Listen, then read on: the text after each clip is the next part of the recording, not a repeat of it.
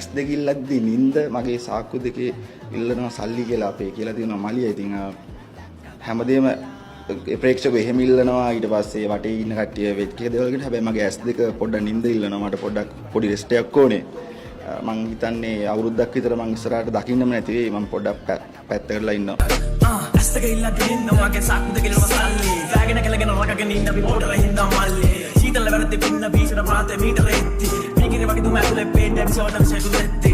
ඕලේ වැස්සුව කොහොම කරගෙන අක්කෙන් අංගල වන්න කොහොමද ඕලේ කලුයි ඕල පුරුණ පෙන්න නම්බර රිදිත් ගෝසාදර සෙත පොචි මගේ හදන දාදර කලුයි වෙන හාර අඩබර ඉන්නද දැකම ගෝසේ හාඩබර ඉඳි බතල උතෝ බදනම